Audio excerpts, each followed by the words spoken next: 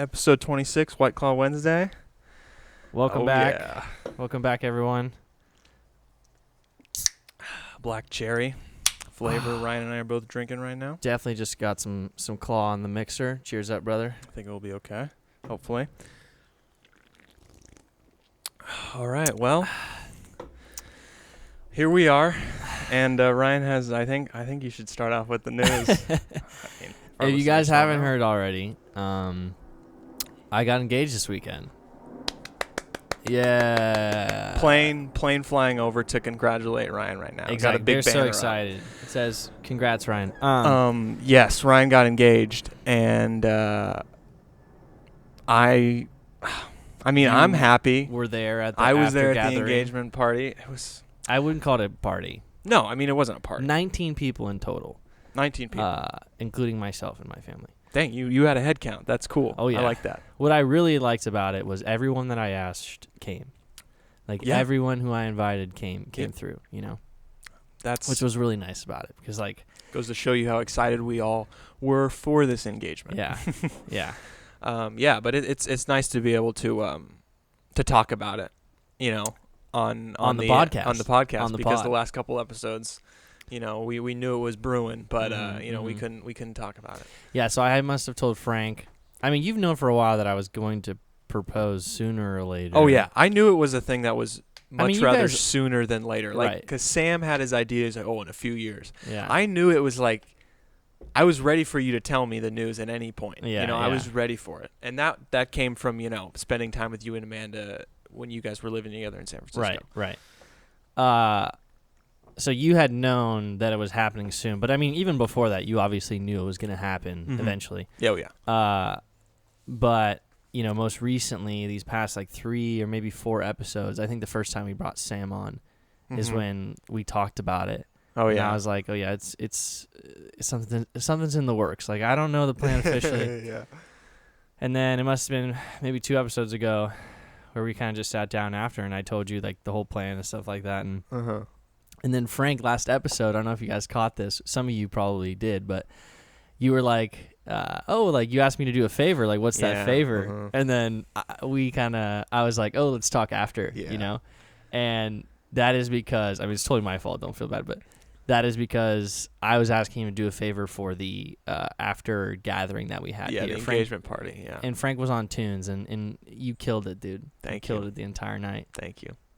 I was pretty proud of that. Proud of that playlist, and it's interesting enough. That was 4.5 hours worth of music, 69 songs, and when I unhooked my Bluetooth at the end, walking out of the gate, I only had 10 songs left to play. So almost made it through the whole thing. So Perfect. I really had the right amount of time on there.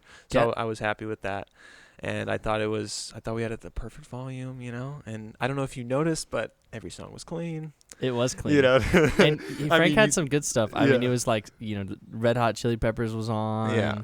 And then you had, I think, some was it Beyonce or Rihanna? It was something like that. It was a wide range. Yeah. I loved it, dude. You killed it. And that's Yeah. exactly why I asked you. I was like, I'm not just going to put the radio on or something, exactly. You knew that I would make a playlist.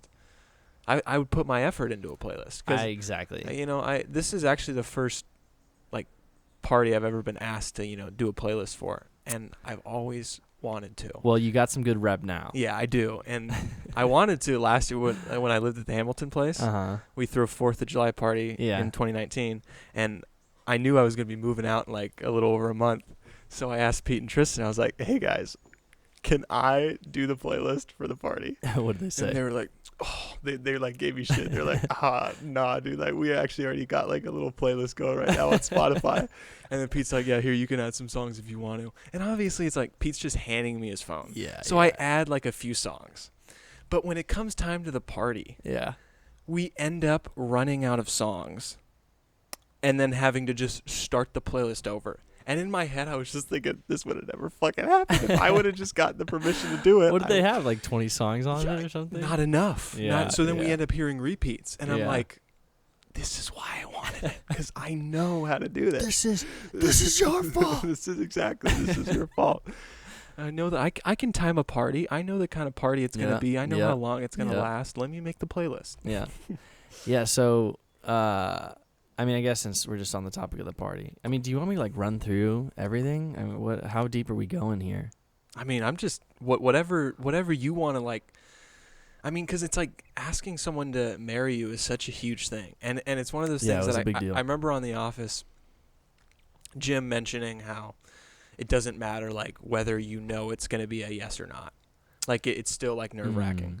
Oh yeah, for sure. So I'd actually want you to speak on that because I mean, from a third party point, even I knew Amanda was going to say yes. Yeah. So like I'm wondering like, you know, where did the nervousness come in? I mean, I think the nervousness for me was like, this had been in the works for quite a long time, and the planning was like so revolved around keeping the secret from Amanda. And and I mean, which is tough to do. It's really tough to do, especially when like you're so close. Mm-hmm. And so that was like the nervous part. Was okay, like, hey, how am I gonna execute this without it being completely ruined? Yeah. And honestly, it was like so perfect though. Like, so for those of you that don't know, okay, first of all, I posted an Instagram video on my Instagram, IGTV actually. It was too long. It was longer than a minute. And so if you haven't watched that, go watch it because it kind of gives you like a rundown of like what I did. But basically, about 2 or 3 weeks ago, Amanda left for Hawaii, and actually 3.5 weeks ago. And so that's when I like had to get all like the formulated plan going. So I decided, okay, all right, we're going to go dolphin and whale watching. It's going to be under the guise of my birthday because she missed my birthday because she was in Hawaii. And so she comes back July 4th, and then on July 5th, we go celebrate my birthday, right? In quotations. And so we're on the boat. Everything's going well. My dad has the ring in his camera bag. And the captain of the ship, Captain Nick, shout out to East Meets West Excursions. He did a really cool job. He was a great guy. And he was texting me the entire time like, hey, do you need me to do anything? Because I had let him know ahead of time that I was going to do this. Cool. And it was like a private charter, so it was just me, my parents, and then 2 of our friends. Brady and Ceci, shout out. And we go out there, and we're like leaving the harbor, and we start, cruising around for a while. Like it's maybe 30, 40 minutes, and we're not seeing anything. And I'm like, crap, like, I don't know. Because, like, you can never just find dolphins all the time. You can't predict wildlife. Exactly. It's as simple as that, yeah. And so we go really far out, and then he kind of is like flipping a U-turn to come back, and I don't know if he has like an eye for these things or how he spotted it, but we flip around and maybe like we're driving for like maybe a couple more minutes, and then I just see like a bunch of dolphins just start like nice like popping out, and birds flying all around. So I think there was like a fish school there that they were feeding on. Anyways, we get up there, and we're like driving in the middle of 100 to 200 dolphins, dude. I'm being serious, Frank. Wow. It was unbelievable. Are they on both sides of the boat? They're on every which way. Everywhere you look. They're in front of us. They're under the boat. I mean, you can see them in the water, and it was amazing, dude. It was amazing. And so my original plan was like, hey, I'm gonna wait. I'm gonna wait till like 7 when like the sun's kind of like lower to the ground. Yeah. And it was maybe like 6 at that time. 6. When you're surrounded by dolphins. We were just immediately surrounded by them. That's crazy. And it was just so. Are they splashing enough to where some water's hitting you? Yeah. Nice. Actually, in some of the photos you'll see, but Amanda's got like water spots. On her shirt. And so I was like, fuck it, I'm gonna pull the trigger now. And so did it with all the dolphins around. That's tight, dude. It was amazing. So the sun was like right in front of us. Yeah. And in terms of the boat. And then I grabbed the ring out of my dad's camera bag, and Amanda, of course, is like totally distracted. I'm like getting all antsy, freaking out. Yeah. And then I winked to Ceci, who was on the boat with us, and that was like the cue for them to do their parts. And so Ceci what was were their parts? Okay. Ceci was going to, or she did this. She asked Amanda, "Hey, take a photo of me. Like, take my photo." Okay. And so she went to the front of the boat and like faced Amanda away from me so I could like prepare and stuff like that. And then Brady, my buddy, he brought like a portable speaker, and so he put on Amanda and I's song. Okay. And Which like is? started playing it. It's Everything by Michael Bublé. You've actually heard us play it before. Okay, nice. I think I have. Yes, Yeah. I have. And yeah, and then so he puts the Michael Bublé on. He puts the Michael Bublé on. Ceci is taking photos. I sort of like bring Amanda to the front. Ceci's like, okay, thanks, and like she dips out. And yeah, dude. Then I just sort of told her that she's my home and that I love her, and then popped the question. Went down on one knee. Did you say that? Did you say everything you had to say after you got on the knee, or did you say what you had to say, got on the knee, and then said, "Will you marry me?" I said what I had to say, and I was like holding her hands. We're in the front of the boat. Okay. And like keep in mind, like we're on a boat, but it's not like a vessel, so like you feel all the waves emotions, and, yeah. So and luckily it wasn't choppy out. It was such a beautiful day. Yeah. And so we're kind of trying to like balance as we're doing it, and so you'll see us kind of like almost fall over at times. And Amanda posted a funny photo where it's almost like we're falling, but we're hugging. And And I was like, babe, that's really awkward. And she's like, I don't care. It's a raw photo. It's raw. And I was like, okay. And so yeah, I told her all that stuff. Then I went down on one knee, got the ring out, opened it, and I asked her. And then of course she said yes. Yeah. And then we hugged, and just started to celebrate from there on, dude. From that point on. And it was amazing. Don't let the celebrating stop. Yeah, and so she didn't know at all. Like she was so surprised. She had no clue. She had no clue. So you nailed it. I nailed it, but that wasn't it yet in terms of everything. Okay. Right? So she knew, because I had told her like, oh, it's for my birthday. Like, we're gonna go, dolphin and whale watching. And then we're going to come back and we're going to kick it with the guys for my birthday. Okay. And so she knew you guys were going to be there. Okay, gotcha. And so her mom, she had been calling her mom like all day, and her mom had not answered her at all. Yeah. And so she was asking me like, hey, like, is this why my mom hasn't been answering me? And I was like, I don't know. But her mom was secretly here. Oh, at the house setting up for the gathering. For the party, yeah. She was like the biggest surprise guest, right? She was the main surprise. That's what I thought. Secondary surprise was Kayla and Justin, our old roommates from East Bay. That's the vibe I was getting. Yeah. I mean, you guys were definitely important too. Oh no, but it wasn't. You guys weren't the surprise. Yeah, you guys were like the distraction. I definitely wasn't. If that makes sense. Yeah. No, we were the. Yeah, exactly. The distraction. Yeah, we were like the everyday thing. Like, oh yeah, just a normal, coming home. Exactly. Yeah. But actually, that's good because, you're that important to where it's not a big deal. Like you're like, oh yeah, like the guys are coming over. Yeah. So we get done with it. We take our photos. Brady's recording the video the entire time and stuff like that. And so we're coming back and, we come to the house. Come into the backyard.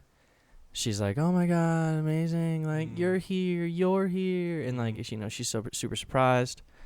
And and then we just had a little turn up, dude. It was fun. That party was fun. What was cool was like what you said was that people knew, like, I hadn't met some people before. Yeah. But they still knew something about me, which was cool. Yeah. I asked you that was like, I was like, because like when I showed up, I was like, because Scott had met Kayla and Justin already, and so had Sam. And so had Sam, yeah. So I felt kind of like, damn, I haven't met you before. But then she was like, who does the podcast? And I was like, oh, that's me. And then I was like, I am known. It was definitely cool. Speaking about the podcast, I want to say shout out to everybody who subscribed. Dude, yes. I just checked right now. Our subscribers are at 30. Oh, I was at 29 earlier. Yeah, today. and it was at 29 earlier today. Now it's at 30. So shouts out to the 10 of you who have subscribed. So let's just say it again. If you haven't subscribed, subscribe right now. And dude, you know what else is crazy? Huh? Bro, our episode 23. Yeah. That's titled Sony PlayStation 5 Reveal. Yeah. Has 413 views. You're kidding me. I'm being serious. And you know what it is, Ryan? It's because we put Sony PS5 reveal in the title. But I don't even feel guilty because we put White Claw Wednesday podcast 23 before we put that. So it's not like we just titled it Sony podcast. But bro, that fucking video has 413 views. I didn't even know that. And we have a comment on there that says, "The fuck is this?" So I read that comment and dude, we got hit by the algorithm. And like the obscure amount of views, I was Yeah. like, man, people are out here searching up PlayStation 5 reveal and like scrolling through like and going down a wormhole of that search, and they're finding our video. Ironically, I don't think they would be that pissed off. Like No. we did actually do a pretty good we did talk analysis. about it. Yeah, we talked about it. But I thought that was That's amazing. I thought that was cool. Dang, dude, we got hit by the algorithm. Yeah, we got hit by the algorithm. Yeah. To 400, 500 people. That's Yeah. great. That is great. Yeah, so shout out to everyone that subscribed. Yeah, If you thank haven't you. subscribed yet, please subscribe because we're going to keep these going Yeah. for as long as we can. This ain't stopping. Exactly. As long as Ryan and I are breathing and White Claws are still getting produced, this show will be here. I want to talk about the Fight Island starting Oh, hell yeah. on Saturday. Let's get into it. Masvidal. I've still only seen him. The only time I've ever seen him fight is when he came in with that flying knee. And did you not see the Nate Diaz him fight? No, I didn't see. No, I didn't. Did he beat Nate Diaz? Yeah, he beat the fuck out of Nate Diaz, bro. Okay, yeah. So like it was. I mean, Nate Diaz was definitely competing, but thank you. For that, Nate Diaz has so much scar tissue that I just it always looks like he's getting his ass kicked in a way because he's Yeah. always bleeding a bunch. exactly. Yeah. And the refs actually stopped the fight not because Nate Diaz. It wasn't a TKO. It was a decision or something. It was like a knockout. I don't know if it's actually a knockout, but it was like a doctor's decision. Like the doctor's doctor decision, like looked okay. at him in between rounds, and yeah. of course Nate Diaz is like, nah, like I'm good. I'm good. He's you know? always. I mean that's But the doctor stopped. we talked about this before. That's what's so impressive and tough about any fighter in the UFC is that in order to get to the point where you're on UFC on TV, you have to be a fighter, and fighters don't quit until they're knocked out or dead. Yeah. So, and you see that in the sport, and that's what makes fighting, that's what makes combat sports so heartbreaking in a way, is that you have this fighter mentality of not quitting, and that's why some people can't stomach the fights, because they have to watch someone who it just feels like, why isn't this ending? You know, and it's because they're a fighter. Makes me think of the movie Warrior, starring Tom Hardy and Joel Edgerton. I highly recommend it. I haven't seen it. I think probably the best mixed martial arts, / UFC movie Right on. made. But the final fight between the two main characters is along that theme of a fighter never giving up, and you have to kind of like grimace through like watching him struggle and not give up. And I'm not going to give away a spoiler just because it's called Warrior 2011. I feel like it's a movie that needs to be seen more in terms of like people. If you like sports movies, you'll like this movie. Did you ever see? We'll go on to this real quick. Quick plug, and then we'll go back to the fight. Did you ever see that boxing movie with the new Mr. Fantastic guy? I forget his name. Oh, What's his name? Bleed for This. That's the movie. Yeah, What's Bleed for the This, main yeah. actor's name? Miles Teller. Miles Teller. Yeah. Jeez. Yep. I never saw Bleed for This. I never saw it either. It got decent reviews. Scott saw it, and he said that the best thing about it is Miles Teller's performance. Oh, I like Miles Teller. Which is honestly keeps me still interested in watching it, just because although it didn't do that well in terms of like box office and overall reviews, if the best thing about it is the reason why I wanted to see it to begin with, then Cool. Obviously I'm down to watch it. All right, so Masvidal versus Usman. Or Yes. Usman versus Masvidal. I'm not sure the order. I think the champ goes first. Anyways, go ahead. Who's the champ? Masvidal, right? No, Usman's the champ. Usman's the champ? Yeah. That makes the fight even better because honestly, I'm picking Masvidal. Are you really? Because I'm gonna say a bold decision here. I think Masvidal is gonna get his ass beat. I really do, bro. Usman is no fucking joke. Yeah, he is badass, dude. And I think Masvidal's the one he's had so long to prepare. And he's preparing for a different dude. Yeah, isn't Masvidal thrown in at the last second? Yeah, he accepted this like 8 days ago or something like that. But I saw he's got a YouTube channel actually. Just his name. And he posted a video in response about a month ago to something Dana White said about UFC fighters not being like a UFC fighter is not. It's not a full-time job, not a full-time career. It's like, I don't know. Dana White was describing it like that. And like, I mean, it definitely should be.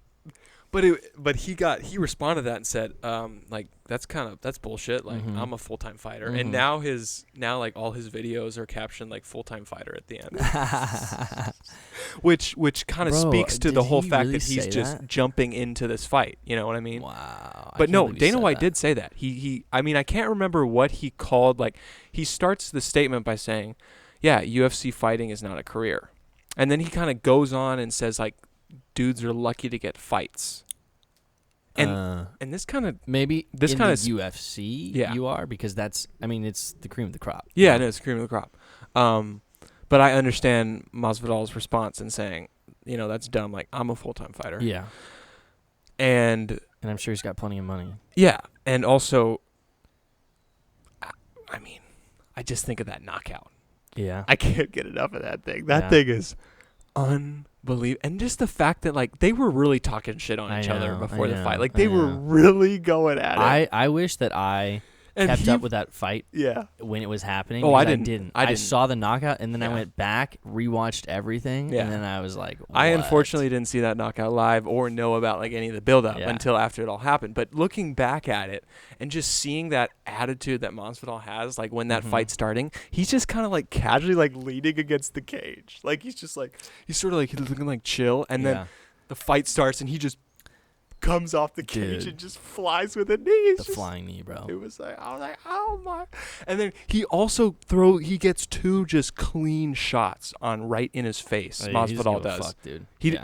Because he was out. He was so Instant out. And KO. he got 2 like just clean hits right into his face when he's just out cold. And the ref literally had to come over and break him up because he would have probably. Yeah, because he got instantly knocked out from the knee. Yeah. And then by the time the ref got over to Masvidal, he had already hit him in the face twice. Yeah, exactly. And just the way he was, like, after that flying knee, and his overall behavior, and that he was still, like, shit talking this guy. Like, he hits him twice, the ref comes over, breaks it up, and he's still, like, right there, like, slapping the floor, like, right next to him in his face, like, because he hated him, dude. Yeah, but that's what I'm saying is why I love this idea that he's not the champ. Yeah.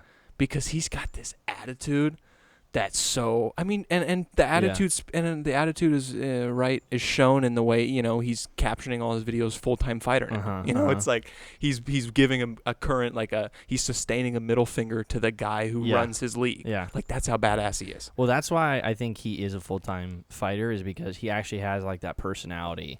And which is strange because he actually has been fighting for a long ass time. I mean, I can't remember, but I saw, like, he's like 35 or 40 pro fights. I mean, it's ridiculous. Because I can't really speak on as being not an expert on UFC, just kind of like an average fan. Yeah, we're average fans for sure.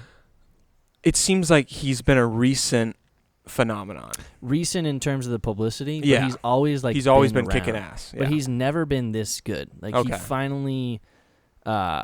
he finally started winning consistently now. Yeah. And if for those of you that don't know what we were talking about Masvidal versus Ben Askren, and that's the fastest knockout in UFC history. Yes. It's 5 seconds. Yeah. But I don't know how they timed that, because honestly it was more like 2. It just took 3 seconds for the ref to, like, call the fight. Yeah. It was faster than that. It was really like 2, maybe 3 seconds that he got knocked. Just keep in mind this, okay? The first thing the main announcer says is who the fight is brought to you by. Brought to you by Modelo! Yeah, exactly. That's what it is. It's so easy. He's literally saying the first thing you say as the fight starts, and he can't even finish saying it. UFC 245. Brought to you by Modelo! Oh, man.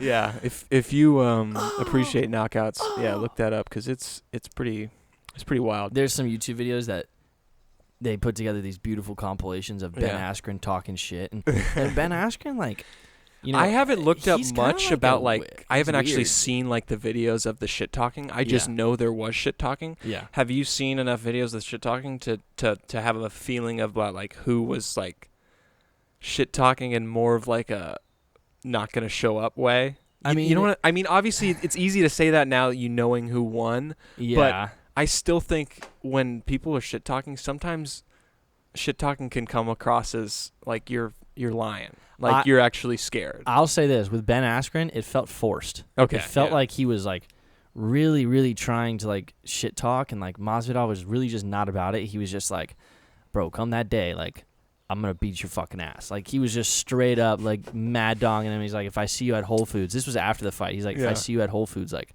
I'm still gonna beat your ass." You know, like he hated him. He hated him. Yeah.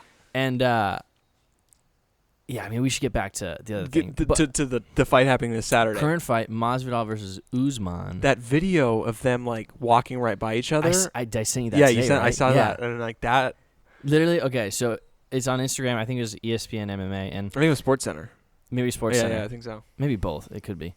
As Masvidal's like going into the elevator on the left, Usman comes out of the elevator on the other right, elevator. and he yeah, kind of like looks this way, but I don't know if he noticed him or not. And he like turns left, and literally split second didn't see him. Yeah, that was.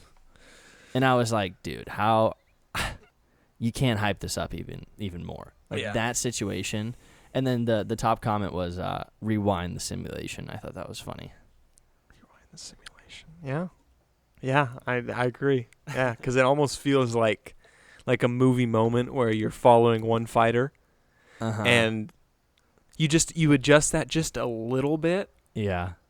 And it belongs in a movie, because in a movie, one of the other would have seen each other and had immediately been like, what's up, bitch, or something like that. And then I mean, you would have had their, they'd be in each other's faces, and then it's like a movie. And they've had encounters in the past where they've gotten in each other's faces. Yeah. Okay. And so that's why I was like, so there's history. There's definitely history, because they've been hyping this fight for so long, and then we can't count either out. Yeah. I would expect Masvidal to do like to start with like something wild like that knee. You think he's gonna try it? So in his fight, I'm not saying like the same move, but I'm not surprised if he doesn't come out with just doing some like, final Karate Kid move that's just all out. Like he starts all out. Dude, he looks sick with the, I don't know if they're cornrows or dread. They're braids. Yeah, I know what you're talking about. But they're like right next to his. I think they're cornrows, but they don't look. Yeah, they're not tight. They're like thicker ones. They're cornrows. That makes sense. Yeah, when they're all against the head, they're not.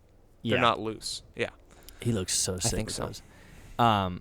But in his fight with Nate Diaz, the first thing he does to like mess with the crowd, is he starts booking it and like pretends to like jump and do the knee. Oh, did it really? Yeah. Okay, so we fought Nate Diaz after the knee. Yeah. Okay. Gotcha. Yeah, and so that was actually for a BMF belt, which is like a made up thing, but they actually made a belt for it. I don't know what they're doing with that. That's I don't know interesting. I don't know what they're doing with that. That was like such a weird situation, but yeah, I mean, because I didn't even know that Masvidal fought Nate Diaz after the knee. Yeah. Which I guess makes sense if it's some weird made up belt thing. Yeah. Which sounds like you don't have all the facts. No, I don't. Okay, yeah. If you're calling well, it made I up can belt. tell you what I know about it, which is it's a fake belt. It's not really like a division But how belt. could it be fake if Diaz and Masvidal are fighting for it? It's a real fake belt. Real fake belt. Real okay. as in it's a physical belt, but it's fake as in it's not a championship belt. As it's not a part of like the UFC like championship stuff. Right, Okay, exactly. yeah. But he is still winning a belt for winning the fight. I mean, yeah, he got a BMF belt. Okay, yeah. So he's still got something to hoist. Yeah. And I think it was funny because everyone was giving him shit for like wearing it to, I think it was Usman versus Colby Covington, and he wore it to like the event. Like he had it over his shoulder, I think. I mean, yeah, if you're wearing a belt that doesn't fly in the UFC as official at a UFC event, then I get getting shit for it. I mean, don't quote me if he was doing but it I wouldn't there, give but him shit for he definitely had it over his shoulder at one time. Yeah. I wouldn't give him shit for it. That's for sure. I'd say, hey, Masvidal, that belt looks great, man. Hey, I think he's from Florida, and so Nate Diaz is from Stockton. And so, they were like East versus West. Yeah, that's some United States. Those are some tough places where I'm not surprised fighters like that come out. Yeah, so I'm stoked for it. I'm definitely gonna watch it. Yeah, it's gonna be awesome. Yeah, 5 rounds. I predict. I I hope it goes a distance. I always hope it goes a distance. But with a fight like this, where you say there's history and both fighters are showing their stuff in the recent fights, I bet it goes 5 rounds, unless you have another 5-second knockout. You know, because who knows? Maybe Masvidal goes for a move like that. Or maybe he even does what he does with Diaz, and he does like some like stupid bullshit, like fake shit, and he gets caught off guard, and he just gets fucking knocked. You never know. It's just that's the thing with fighting. It's just like, it can happen at any time. Like the best knockout I've seen live, like as it happened, was the recent knockout with, I think his first name's Corey, the guy with like all the neck tattoos and body tattoos, the skinny lightweight guy. He got that buzzer beater knockout. As like he was. I don't know what you're talking about. Oh God, I can't think of his name right now, but it was incredible. Like he was ducking a couple punches. He's up against the fence. Ducks a couple punches, and this is after like the sticks click for 10 seconds left. And he just throws one, and it connects right as the horn goes. Right on. Yeah. This and it counted as a knockout. The prelims, kind of.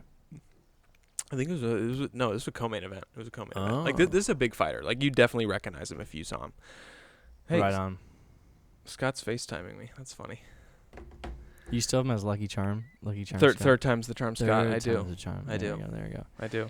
Yeah, I'm just gonna answer him and like turn him down, and then he's not gonna be able to like. He'll hear, never like, know. Yeah. He'll try and talk to us. He'll try and talk to us, and he'll understand what's going on right now. So yeah, I don't know what happened with the Masvidal versus Usman in the beginning, but after the Nate Diaz Masvidal fight, that was like the one that the fans wanted. That was the one that was like hyped up. Like Masvidal had been on this like incredible run, and then this guy Gilbert Burns fights Tyron Woodley. No, God, no, that's not him. I forget the name, but he fights this guy, and then all of a sudden now he gets the spot, and so I don't know what happened with that, but that was like that threw me off because I really thought it was gonna be Usman versus Masvidal. But they just threw in Burns, who, like, don't get me wrong, like, you know, he killed that fight that he had recently, but he's the guy who Masvidal is replacing. Exactly, because he got COVID, I think. Yeah, I mean, it just goes to show you. I mean, stuff works out in the end, you know. Dude, you know what I want to talk to you about? What? I'm jumping course here. We're stoked about the fight. Also, I want to plug something.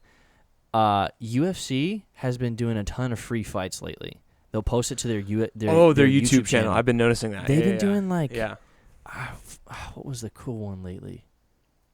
It was like a massive fight, man. I mean, I think they put McGregor versus Khabib on there. Yeah. I mean, just like these major fights. They definitely did because I was watching that one recently. Yeah, I mean, it's incredible. That so if one you're trying to get into the UFC, go to the YouTube channel. That McGregor versus Khabib fight, just shows you how dangerous Khabib is. In that, dude, he made Conor world's best grappler. He made Conor McGregor look like just like a run of the mill, like every day, like who the fuck is this guy? Like this guy can't grapple for shit. Like his ground game is weak. I'd like to see it run back. Obviously, I'm not insulting Conor McGregor, but oh my god, like that guy was wrestling bears as a child. Yeah. So in Russia, so clearly Conor McGregor is no difficulty for him. Yep. And it makes me excited to see him fight other really good fighters, you know? I mean, he kicked Donald Cerrone's ass, bro. Like, it was bad. Yeah. But I feel like Khabib's stuck in Russia, though. I don't really know. With the current... I don't know, because actually, his father just died. Yeah. I mean, that's pretty tough. There was a Russian that just died. I mean, just fought. I misspoke. Just fought. The really big guy. Yeah. Huge yeah. He lost. He got his ass kicked in that fight. Yeah, that was when we were celebrating your birthday. We were watching the pool. Yeah, that was a good one. Okay. Anyways, I wanted to divert here. Guess what happened to the Brazilian president, Frank? Mm-hmm. What happened? He got COVID. The Brazilian president? Yeah. This guy's name is Bolsonaro, and he's a lot like Trump in that he kind of like plays it down. Calls it like the flu. I'm happy you mentioned Trump because we have one more thing to talk about before Okay, let's go through this Bolsonaro guy. Go for it, yeah. You know, he's been seen like outside without the mask on. He's like not really, taking it seriously. He's been seen as lenient like Trump. Similar to Trump. And now he has it. And now he has it. And I want to see how this plays out, dude, because this could really blow up in his face. And the same thing with Trump too. I mean, we have more cases technically than Brazil. I mean, it's USA and Brazil right now. Dude, we're over 2 million. Did you know that? Yeah. It's fucking insane. Okay, we're just leading right into what I want to talk about. All right, let's go for it. Because it's gonna be. Keep an eye out for this Bolsonaro stuff, the Brazilian president. We pulled out of the World Health Organization. Oh yeah, I saw that. Okay. I don't know all the facts. Tell me. I just saw. Honestly, I'm coming at it from a classic 21st century consumer of media. In that I saw a young adult. I saw Complex post social media. Yeah. I saw Complex post it photo of Donald Trump saying the Trump administration has pulled out of the World Health Organization. Right. And then it talked about it mentioned the whole 2 million cases thing. Yeah. And I just had to. It was during like a little 5-minute break in my 4-hour class today. So like it was just like it was a moment where I read it and I immediately closed out of social media because it was like, you know what, I'm not gonna spend my 5-minute break reading about this decision. But to me, it's like, I don't know, we're pulling out of something like World Health Organization. Yeah.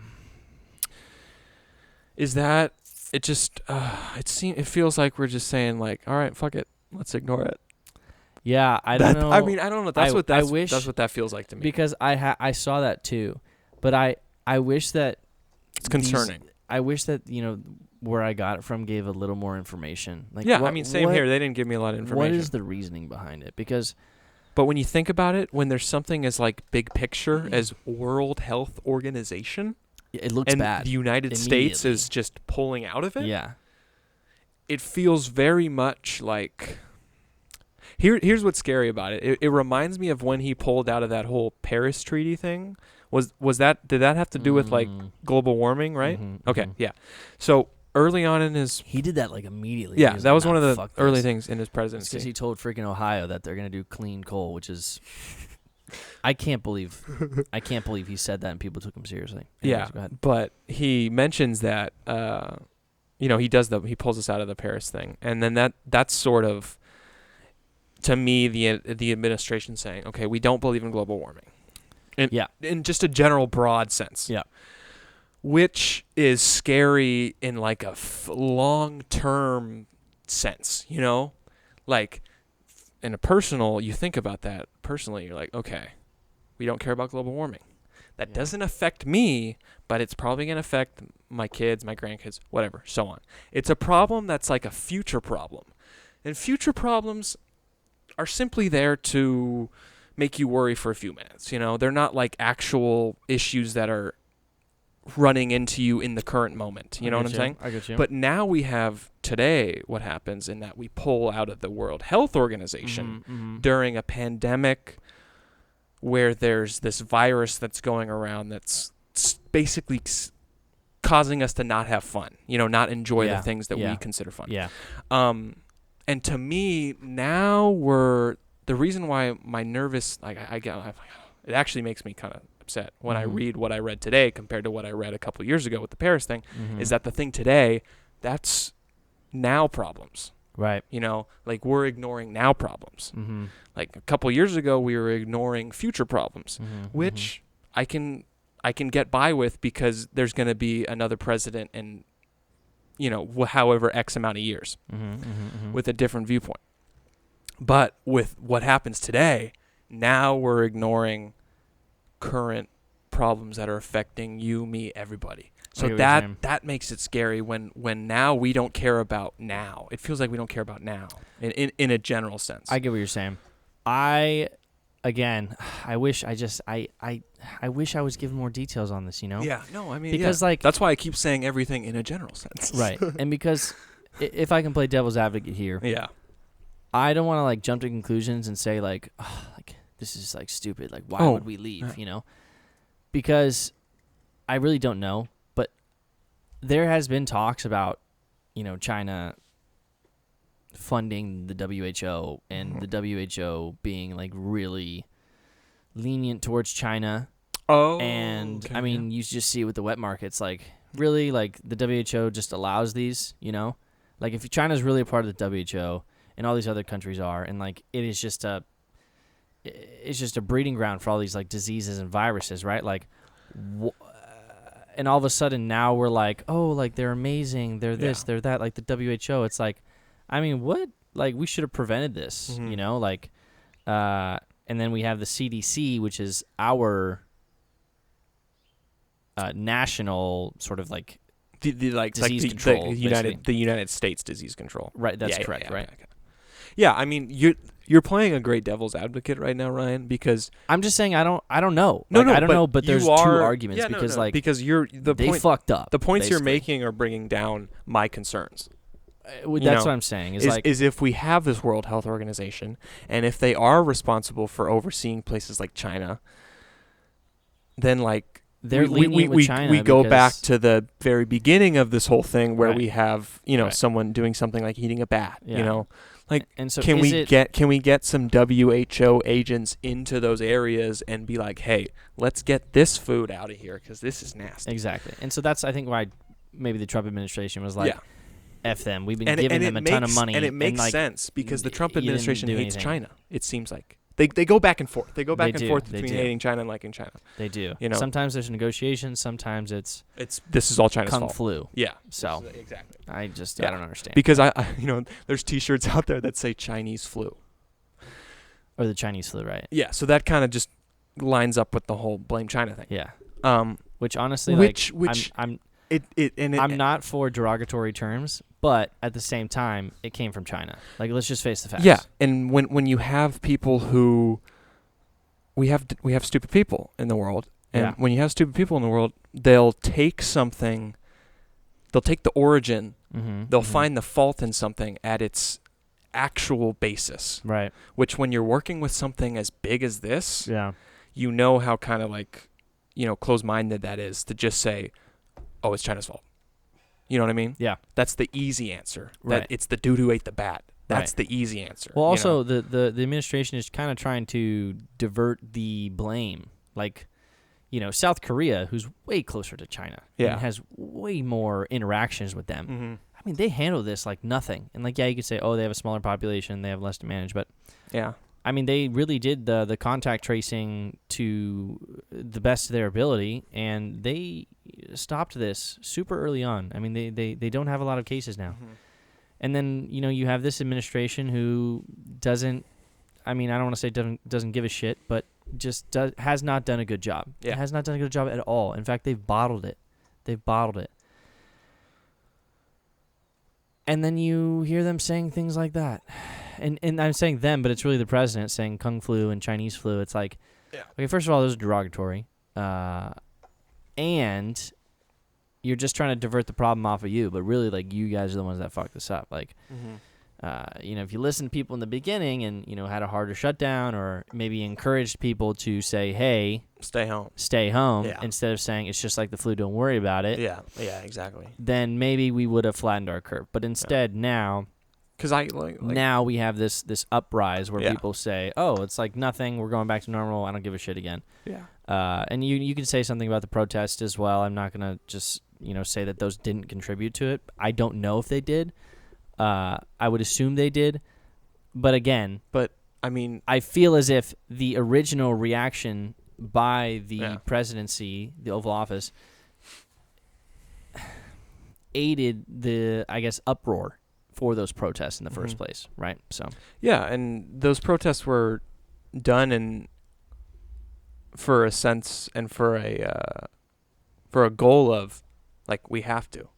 Yeah, and I'm not saying that we shouldn't have had them. It's just one of those things where it's just really bad timing with the fact that the pandemic's happening now because you look at the chain of events, and you say, well, obviously these protests are happening.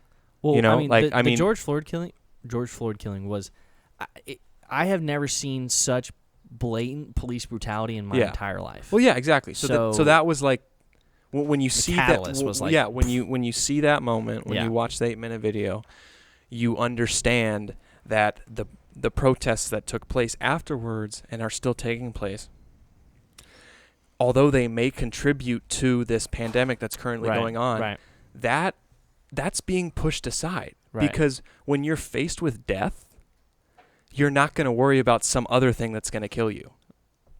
right? I get what you're saying. You know? Yeah. Because they're already in a situation where death is more likely for them than other Americans. I get what you're saying. So it's like, it's sure. it has to happen. Yeah, and we're not the only nation that had protests, and other nations flattened their curve. So exactly. I mean, UK had a ton of them. Yeah. A lot of other nations and had them. not every other place is blowing up. Exactly. Yeah. Because they've flattened their curve. Because like in they general, were supposed to. because they were, because they had an administration that took it seriously. Like, go protest, but don't go to the bar afterwards. You know what I'm saying? Like, exactly. Come on. Like, even you don't follow the Premier League, I'm assuming. No, I don't. The English Premier League soccer league there, or football there. Liverpool, they just, like, recently, I think, like, mid-June, they started football again. Like, no fans in the stadium, blah, blah, blah. Everyone has to get tested. And Liverpool won, and Liverpool haven't won in, like, 30-plus years, and that's a conservative answer. And so it was funny because, like, I was watching, like, the, parades, or not parades, but the, like, gatherings going on, and it's like, it was like the commentators were like, the fans are gathering, even, like, against the restrictions and stuff that. Yeah. And it was like a happy, like, moment, but at the same time, they were like, this is not good, Yeah, no, that's what the social moments since this pandemic have felt like, it's kind of felt like, God, this is fun. Yeah. And then you're like, oh, but I'm really rolling the dice here. Yeah. The key thing with the UK is everyone's still got their paycheck. Yeah. And the U.S. sort of, again, it was just bottled. Like, the government just did not do a good job. I mean, massive unemployment. And what the UK did there was they basically provided up to a certain amount of your paycheck, up to a certain percentage of your paycheck. And so that way people aren't freaking stressing about money and losing their jobs. I mean, that's why we have all this, like, sort of like pushback to everyone being like, hey, like, let's close down. Like, let's all follow this through. People lost their jobs. Mm-hmm. I would be stressed out too, like, it's totally rightfully so. I mean, you can't pay your bills. Yeah, exactly. It's frustrating. All right, well, let's just end on a good note and What are we at? Well, we're at closing time because we're out of claw here. That's true. Luckily, we had 2 claws left from the party, the engagement party, the engagement gathering. Frank, it wasn't a party; it was gathering everyone. Okay, I'm calling it a party because in my own head, I'm trying to, like, bring my spirits up. Okay. But yeah, congratulations, Ryan, on the engagement. Thanks, and great episode 26. Yep. Hopefully we can get part of the algorithm again and get 400 views. Get 400 views again. What the fuck is this? Put the right title on it. We'll get a bunch of views. Hey, you know what? Shouts out. Our most views are on the episode that's number 23. Also known as the GOAT. Oh, yeah. Shouts out MJ. And that's the end of the episode. Hell yeah. Bye, everybody.